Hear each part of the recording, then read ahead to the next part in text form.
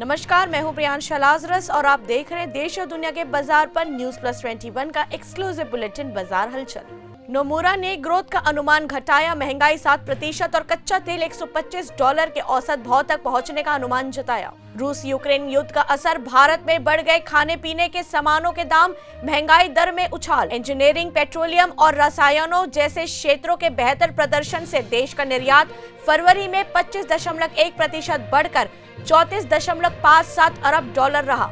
Crypto currency में सोमवार को गिरावट देखी गई। Global crypto market cap $1.70 trillion पर मौजूद है, जो पिछले दिन के मुकाबले 2.84% की गिरावट है। पेटीएम ने निवेशकों को किया कंगाल, कंपनी का स्टॉक आज नए रिकॉर्ड लो से $672.10 के भाव पर पहुंच गया है।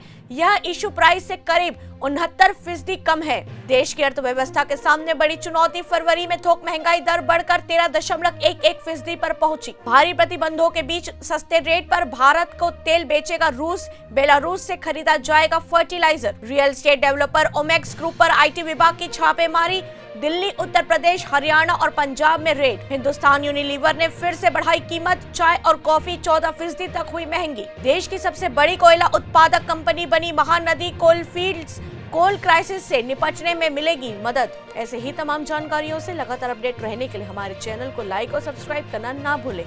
नोटिफिकेशन के लिए बेल आइकन जरूर दबाएं। देखते रहिए News+21, आपके हक की बात।